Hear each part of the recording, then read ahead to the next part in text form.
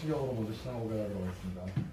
천하사 천지를 만드신 하나님 아버지를 내가 믿사오며 그의 아들 우리 주 예수 그리스도를 믿사오니 이는 성령으로 잉타하사 동정녀 마리아에게 나시고 은결자에게 고난을 받사 십자가에 못 박혀 죽으시고 장사한 일사를 만나 죽은 가운데서 다시 사시며 하늘 역사 전능하신 하나님께 나시다가 저에서 사자와 죽자를 심판하시리라. 성령을 믿사오며 거룩한 공예와 성도가 서로 교통하는 것과 죄를 사하여 주시는 것과 몸에 다시 사는 것과 영원히 사는 것을 믿사옵나이다. 아멘. 오늘 말씀은 빌립보서 1장 12절부터 18절 말씀입니다. 빌립보서 1장 12절부터 18절 말씀. 저희 번갈아 가면서 교독하도록 하겠습니다. 제가 먼저 읽겠습니다. 형제들아, 내가 당한 일이 도리어 복음 전파의 진전이 된 줄을 너희가 알기를 원하노라. 이러므로 나의 매일이 그리스도 안에서 모든 시위대 안과 그 밖에 모든 사람에게 나타났으니 형제 중 다수가 나의 매임으로 말미암아 주 안에서 신뢰함으로 겁없이 하나님의 말씀을 더욱 담대히 전하게 되었느니라. 어떤 이들은 기교와 분쟁으로 어떤 이들은 착한 뜻으로 그리스도를 전파하나니 이들은 내가 복음을 변증하기 위하여 세우심을 받은 줄 알고 사랑으로 하나 그들은 나의 매임에 괴로움을 더하게 할 줄로 생각하여 순수하지 못하게 다툼으로 그리스도를 전파하느니라. 시작 읽겠습니다. 그러면 그러면 무엇이냐 거칠로 하나 참으로 하나 무슨 방도로 하든지 전파되는 것은 그리스도니 이로써 나는 기뻐하고 또한 기뻐하리라. 아멘. 네.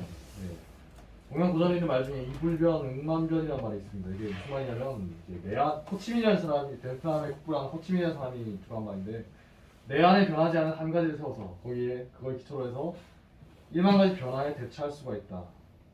호치민이 조국의 독립을 위해서 목적을 삼고 정말 많은 시도를 했어요. 때론 프랑스와 손을 잡기도 하고 그래서 욕을 많이 먹었죠. 하지만 호치민은 굽히지 않았다는 겁니다. 왜냐? 조국을 독립시키기 위해서라면 일시적으로 손을 잡는 것도 내가 마다하지 않을 것이다. 적의 적과 손을 잡을 줄 아는 자세를 가졌다는 겁니다. 베트남이 지금도 여전히 어제의 적과 손을 잡을 수 있는 그런 나라라고 해요. 예전에 죽고 죽이던 나라였던 미국과 지금 적대하지 않고 있는 것이죠. 이처럼 여러 사람에게 여러 모습으로 다가가는 사람들이 있습니다. 바울도 고린도전서 9장에서 말했습니다. 약한 자들에게 내가 약한 자와 같이 된 것은 약한 자들을 얻고자 함이요 내가 여러 사람에게 여러 모습이 된 것은 아무쪼록 몇 사람이라도 구원하고자 함이니 내가 복음을 위하여 모든 것을 행함은 복음에 참여하고자 함이라.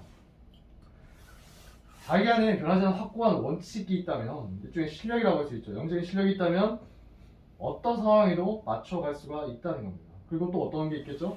여러 사람의 여러 가지 반응에 일희일비하지 않을 수가 있다는 거예요. 자기 안에 원칙이 있기 때문에 흔들리지가 않는다는 겁니다. 옆에서 칭찬을 하더라도 교만하게 변하지가 않는 것이고 여러 사람들이 공격을 하고 음해를 하고 모함을 한다 하더라도 흔들리지 않고 잠시 흔들린다 하더라도 다시 버티고 설 수가 있다는 것이죠. 왜냐? 뿌리 내린 깊은 내 안에 있는 원칙이 있기 때문이라는 겁니다. 이런 원칙이 어떻게 하면 생기는가? 성령 충만함을 받아서 하나님의 영광을 체험한 사람만 가능하다는 겁니다. 바울이 고린도서 11장에서 고백하는 것처럼 바울은 하나님의 영광을 본 사람이에요. 그래서 이제 자기 자랑할 것 같은데 뭘 자랑하죠? 자기의 약함을 자랑한다는 겁니다. 세상은 힘을 추구하는데 바울은 오히려 힘을 추구하는 세상을 이해할 수 없는 깨달음에 다다르게 된다는 것이죠. 예수님의 제자들도 마찬가지지 않습니까? 서로 누가 높으냐? 심지어 예수님 돌아가시 직전에도 서로 다투던 지극히 세속적인 자들입니다. 근데 부활의 주님을 진짜 체험하게 되니까 순교를 자처한 자들이 되었다. 돼지가 죽을 때까지 하늘을 보지 못하지만 뒤집혀서 마침내 하늘을 보게 되는 것처럼, 그리고 병아리 틈에 섞여 살다가 하늘 나는 독수리를 보면서 아 내가 하늘 나는 새였구나 그걸 깨닫게 됐다 새처럼 비로소 깨닫게 된다는 겁니다. 하나님의 영광을 보게 된 사람은 체험한 사람은 다르다는 거예요. 질투하게 하려고 전도하는 사람이 있었다는데 이러한 사람들을 보면서도 화를 내는 게 아니고 기뻐할 수가 있다는 겁니다.